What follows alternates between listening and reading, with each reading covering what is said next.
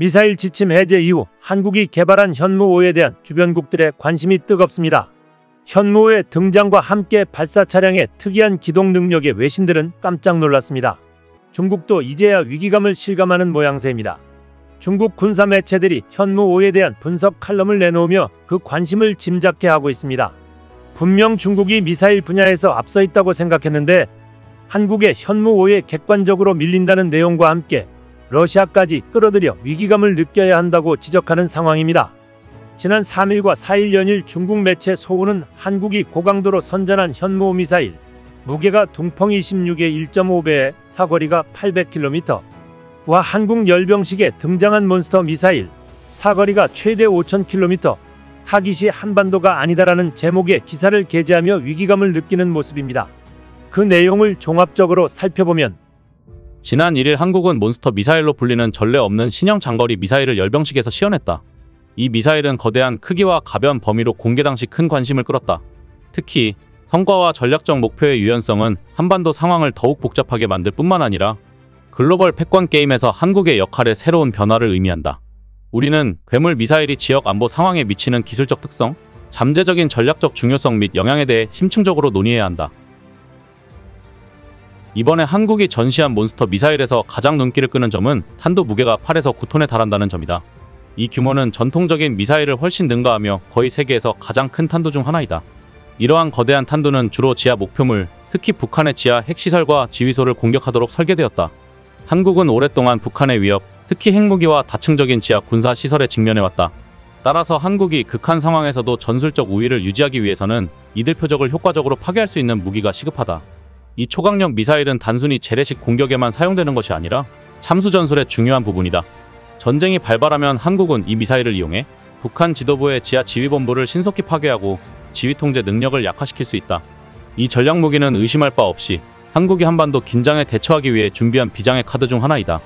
그러나 더욱 주목되는 점은 이 미사일이 지하 표적 타격에만 국한되지 않는다는 점이다.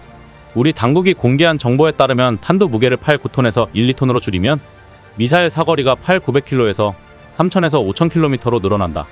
이는 이 미사일이 더 이상 북한만을 겨냥하지 않고 러시아 극동 지역을 포함해 더 넓은 지역을 타격할 수 있도록 탑재량을 완전히 조정할 수 있다는 의미다.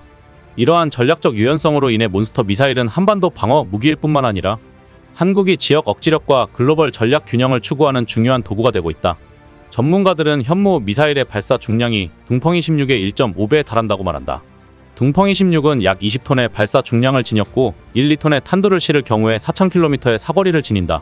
중국의 미사일 기술, 특히 연료나 엔진 관련해서는 한국의 그것들보다 훨씬 수준이 높은데 이것을 어떻게 합리적으로 설명할 수 있을까? 현무5의 사거리는 이미 일본과 북한 전역을 포함할 뿐 아니라 선양, 베이징, 상하이, 텐진, 스자장, 진안 등 중국 북부 지역의 중대형 도시들을 비롯한 여러 지역들을 포함한다. 심지어 1에서 2톤의 중량을 지닌 탄두를 장착할 경우 또는 강수 폭탄 소위탄, 지면 관통 탄두 등 특수 탄두를 장착한다면 큰 피해 또는 부수적 피해를 유발할 수 있다. 미군은 한국의 이러한 장거리 타격 무기 개발을 막지 않고 있다. 미국도 자신들의 군사력을 강화하기 위한 지정학적 발판이자 체스말로 사용하기 위해서 한국이 필요하다. 한국이 개발하고 있는 군사력은 필요할 경우 미군이 주요 임무를 수행하기 위한 전투에 투입될 것이고 미국이 일본의 군사력 증강을 용인하는 것도 같은 맥락이다. 그러나 한국이 이러한 역량을 보유한다면 해당 미사일들은 특히 중국의 수도권과 산업단지들의 안보를 위협할 수 있으므로 신경 쓰지 않을 수 없다. 한국이 전시한 몬스터 미사일은 군사기술의 발전을 상징할 뿐만 아니라 한국의 전략적 목표 확장을 상징한다. 오랫동안 한국의 군사력은 주로 북한의 위협 대응, 특히 북한의 탄도미사일과 핵무기 위협에 대한 방어에 집중되어 왔다. 그러나 몬스터 미사일의 등장으로 한국은 더 넓은 범위의 표적을 겨냥하는 데 관심을 분명히 보였다. 범위 측면에서 볼 때 타격 반경은 3000에서 5000km로 동아시아 전체와 러시아 극동 지역까지 포괄한다. 이는 한국의 군사 억지력이 대북 대응에서 더 넓은 전략적 차원으로 확대되었음을 의미한다. 최근 미국과 러시아를 비롯한 아시아 태평양 지역 국가 간의 전략적 경쟁이 심화되고 있는 점을 고려하면 강대국 간 경쟁에서 한국의 움직임이 더욱 중요한 역할을 하게 된 것은 의심할 여지가 없다. 특히 미국의 인도 태평양 전략 틀 내에서 한국은 군사력 증강을 통해 미국의 글로벌 전략에서 더욱 중요한 위치를 점유하고자 하는 것이 분명하다. 한국의 몬스터 미사일은 이러한 전략적 틀에서 한국의 강점을 보여주는 최신 상징이다. 이러한 한국의 첨단 미사일 기술 개발은 미국의 강력한 지원과 불가분의 관계에 있다는 점은 주목할 만하다. 한편으로 미국은 한국의 장거리 미사일 개발을 돕기 위해 기술 지원을 제공하는 한편, 미국은 한국이 더욱 강력한 중거리 공격 능력을 갖게 된 것을 기쁘게 생각한다. 이는 미국이 북한 문제를 더 잘 처리하는 데 도움이 될 뿐만 아니라 강대국 간 경쟁에서 미국에게 강력한 협상 카드를 추가하는 역할을 할 것이다. 한국은 최근 몇 년간 미국과의 군사협력을 적극적으로 추진해왔으며 특히 전략방위체계의 도킹을 추진해왔다. 한국의 삼축 시스템은 이를 위해 설계됐다. 이 체계에는 한국의 선제공격 능력과 방어능력, 대북 대응 능력을 강화하기 위한 킬체인 체계, 탄도미사일 방어체계, 대규모 징벌계획 등이 포함된다.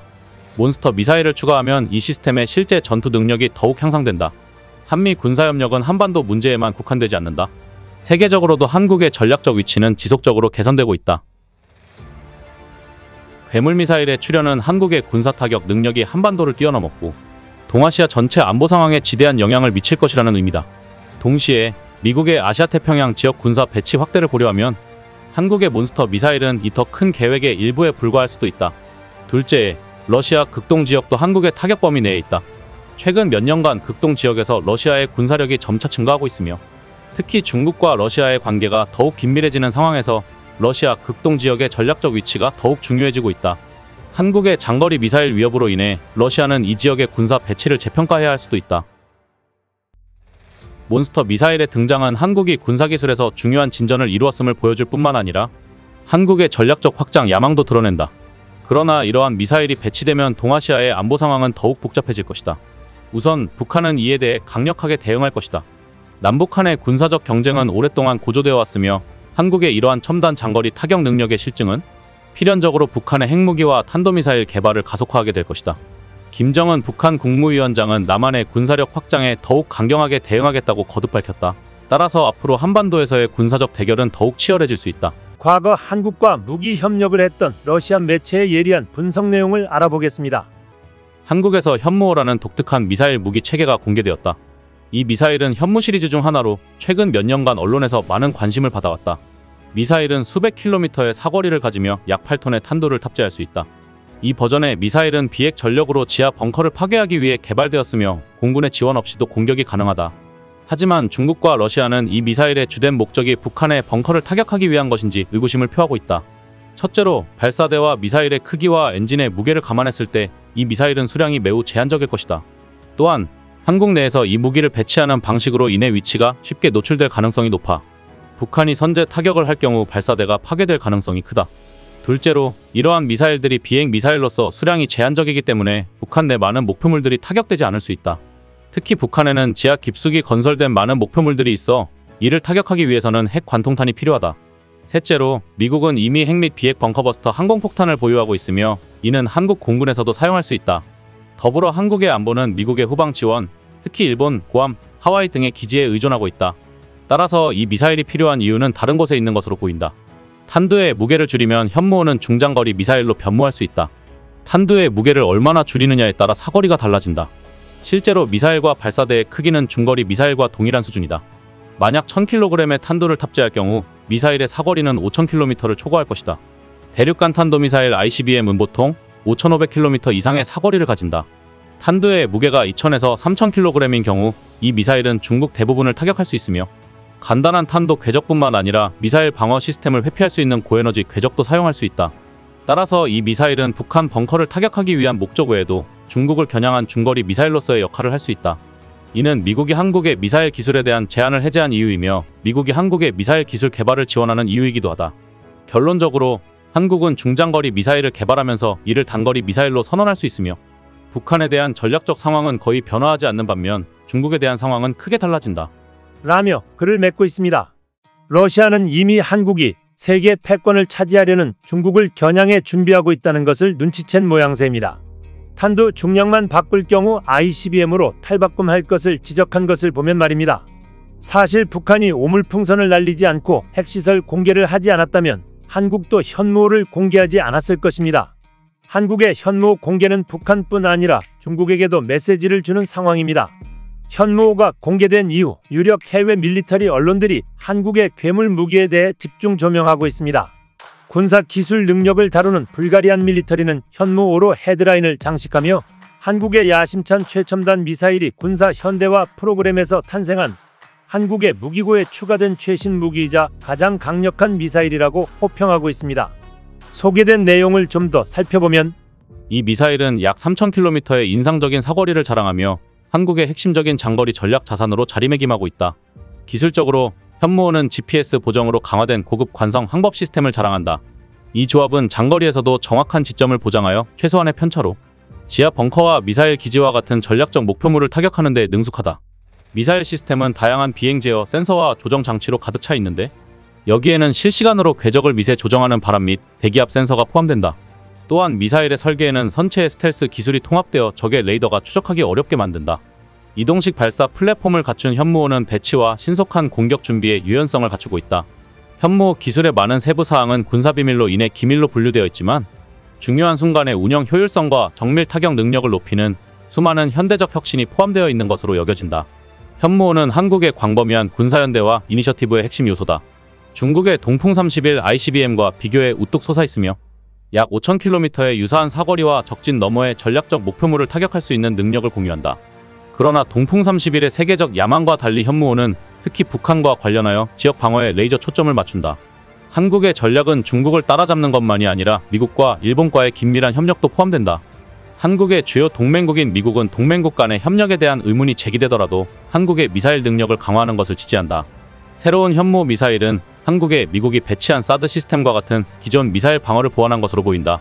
일본은 북한의 위협에 직면한 한국의 노력을 높이 평가하지만 지역적 힘의 균형을 유지하기 위해 이러한 움직임을 면밀히 모니터링하고 있다. 현무호 체계 추진에는 막대한 재정적 의무가 수반된다.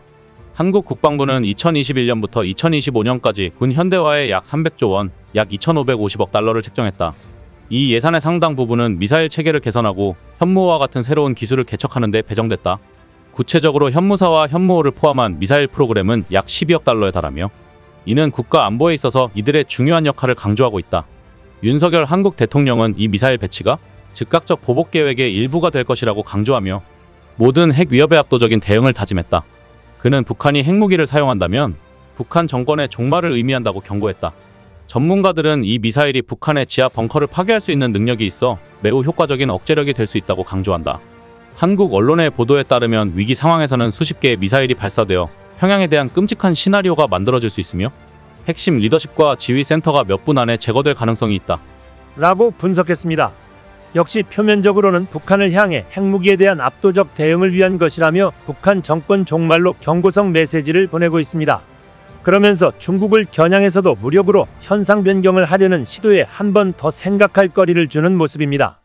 중국 커뮤니티에 올라온 반응을 살펴보면 남쪽은 SLBM 기술도 터득하고 또 이런 것도 생겼으니 결코 만만한 놈들이 아니다. 미국이 정말 핵 공유라는 냉전 게임을 하고 있다면 말이지. 5,000km짜리의 재래식 탄두를 장착한다고? 원가도 안 나와. 전술 핵무기가 확실함. 중동쯤 가면 패왕 먹는 건데 아쉽지만 동아시아에선 더 단련해야 해. 구축 특수 차량 자체만으로도 이미 이전에 모든 톤수를 훨씬 넘어섰다는 건데 2년 전에는 이 물건의 톤수가 36톤을 넘는다 했으니 둥펑 21호보다 높고 적어도 26호랑은 동급이겠네. 근데 이 미사일을 특별하게 만드는 건 사거리가 아니라 믿기 힘든 탄도 무게야. 한국이 이걸 만들 권리가 있는지 물어보려 했는데 나중에 보니 한국은 2차 대전 패전국이 아니더군요. 그래서 한국은 이걸로 누굴 위협하려는 건데? 한국은 청룡에, 현무에, 중국 4대 신수 다 모을 계획이네. 진짜 뻔뻔하다. 사거리가 길면 무슨 소용이 있어? 5,000km 떨어진 곳에 적이라도 있나? 중러에 대한 억지력이지 북한 때릴 땐 미사일 쏠 필요도 없어. 등의 반응이 있었습니다.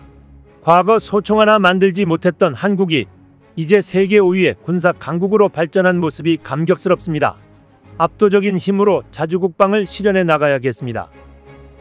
이상 시온TV였습니다.